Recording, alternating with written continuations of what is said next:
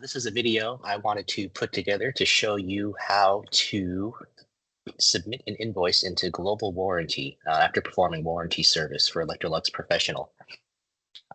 When you received your work order, it should have come in an email just like this. In the body, excuse me, of this email, you will see there are some contacts if you have any questions. If you're having trouble getting into your account, or if it's not letting you submit for some reason, definitely reach out, give us a call, or send us an email. You can see right here, 800-695-4500. Option 1 will get you to the customer care department, and they can look into anything for you.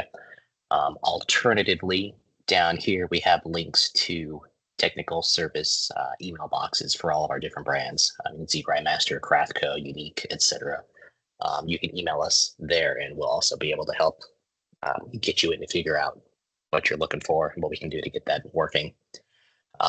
Your work order number will be right up here at the top. It starts with EPR, so EPR 32711 for this example I made. That should also match right here on the PDF. Let me switch my view really fast here, and we will take a peek at that work order. So when you open that attachment up, you should have something just like this, and you can double check, make sure you've got the right work order here. 32711 is the same. Service company should be you and all of your info here. And then down below, we get to the equipment itself. So this one is a T&E unit at our old space in Mukilteo, Washington. This is a Mira high profile espresso machine, serial number right here, 19410099. And the complaint, the reason we are dispatching on this is that the unit is leaking. So please evaluate and repair. So you would get this work order and just file that away until it comes time to invoice, and you can reference this work order for that. A couple of things up top here that I missed. Your account number. This is what you'll need to log in to Global. If you haven't done it before, you might need to call us up to get a temporary password set up. But if you can get in, that's great. You'll get to the next screen that we'll be to in a moment. Your labor rate codes here, 8585, that's travel and labor. If your rates are different from what you're seeing there or in the portal, don't fret too much about that. You'll be able to change it, and we'll get that updated on the back end once that has been submitted. Just by default, it's usually at 8585 or 9595. That's nothing to worry about. We still honor the rates that were billed. So let me switch away from this work order again, and we will get to log in. So this is where you would go. There should be a link in that email that will take you here to the landing page for global warranty. I've got some login info here already put in. So we'll log in here, and this is the main view. Since this is just an example account I set up, there's not a lot to see, just this one work order that we were looking at. If you've been doing work for a while, you will see many listings there for all the different jobs that have been sent out. So we want to pull this up. We come over to the right here where it says view, and this opens up the work order for us. And this is where we're going to be doing the work of entering the data to get the invoice submitted so we can get you paid. So up at the top, just more information, right? Serial number, service company should be you. Here's your account number and that labor rate code. You'll see, right, that from your view as the ASA, that those drop downs can't be changed. But as I mentioned, if your labor is different, there's a way to change that here in a moment. Over on the right, you can see the warranty.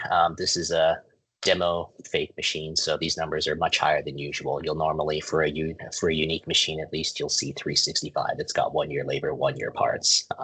This looks different just for illustrative purposes for this video, but the important thing to see is right here is that it is in warranty and all in green. That means you shouldn't have any software issues later on trying to submit it. If the machine happens to fall out of warranty in between the time that you were dispatched and submit the invoice, it's not going to let you hit the submit button.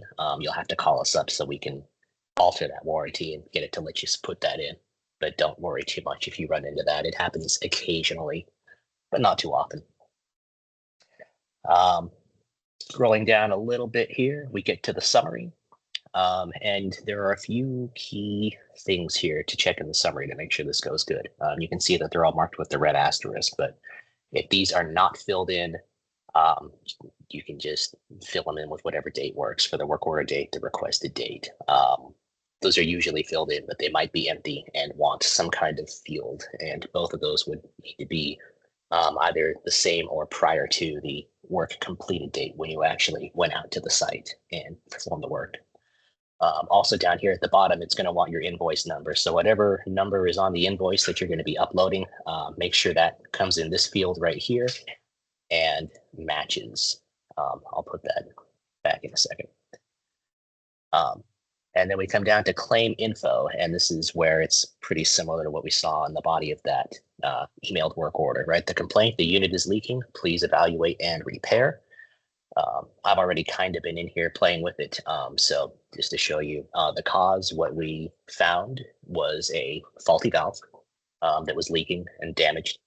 And then our action was to replace that valve, and I put the part number right here. So this is what we found. This is what we did. You can be more detail is better, but as long as we know exactly what you've done and what you found, that should be fine. Those are just notes for us. And then coming down here, keep going down, parts. So if we sent parts to you, if this was for a PM or we'd already spoken with the person calling in with the report and we knew out the gate that you were going to need a particular part when you went and we just sent it, you would see those listed and listed out with $0. That wouldn't be anything that you'd be billing back if we provided the part. However, in this case, for this exercise, we're going to say that that valve that we found that was leaking and needed to be replaced, number 35500, came out of your stock, and you're going to bill us back for that. So to get that put in, we'll come right here to new part, and we'll put in that part number 35500, and it's going to bring it up here. So here we go, two-way electric valve. It's got the price.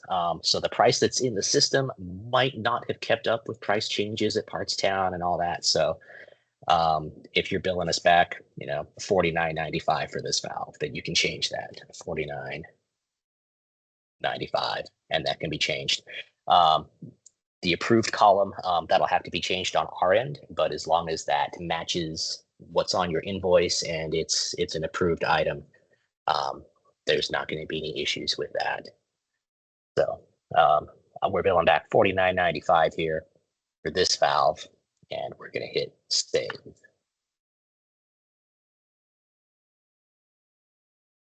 Okay. And then we'll come down to the next field. This is where all the labor and travel is going to be put in. So it's similar to what we just did with the parts. We're going to click add labor.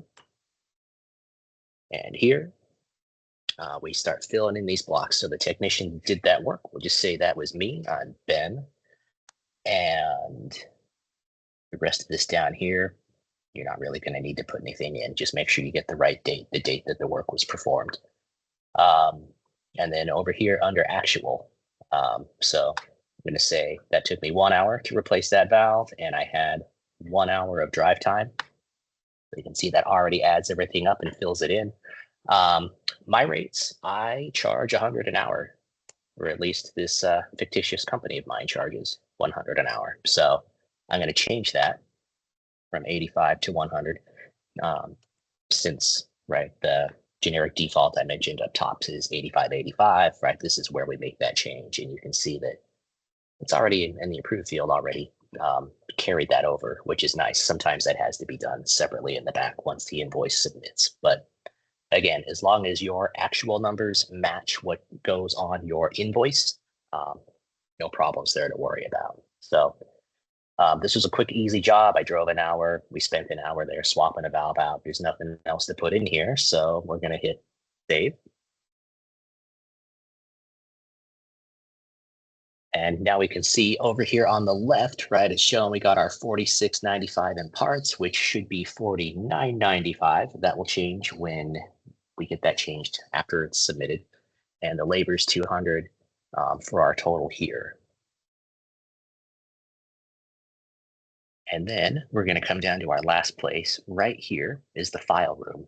The file room is where you're going to attach anything that you think we should or might want to know about this job. So definitely this is where you're going to upload the invoice so we can match the invoice to the data entry in the software here and make sure there wasn't a typo or an autocorrect that changed something. We just give that a visual once over to make sure everything is fine. But if you've got some photos, if you've got other notes, if we sent you out to do a PM and there's some PM sheets or a water quality sheet, anything that that we should have regarding this machine or this service, upload it right here to the file room. Right here, just upload, and you can choose your files, and right, it's like uploading really anything on your computer. It'll just load it all right there. And once everything is good to go, which this should be, we'll go to submit. So as a final check, I like to just go over through and look everything. You do have some quick access buttons here, so you don't have to scroll down. Like if I want to jump right back to labor, I can just click on labor and it brings that tab to the top. Actually, something I should show you real quick with this is sometimes when you sell parts, you have to add sales tax depending on the state you're at. And we don't have a field for sales tax necessarily. When I have that, I put that in the labor field. I know it seems more intuitive to put it in parts, but that's just not a field. That's an option with the parts. So for labor or for sales tax on parts, I would come right over here and just say that for that valve was $49.95. We'll just say there was 49 cents in sales tax right there. And I'll come over here to comment and I'll just say this 0.49 cents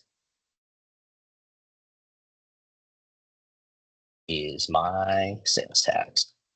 And that way, when they're doing the review, they'll know what that was about and it'll make your numbers match on the invoice and everything. So now that this is all done, we've looked at it, everything is where it should be. Except for, right? I said I was coming back to invoice number. We're going to say 2025-1 is the invoice number. And as long as that matches the actual invoice, we're good to go.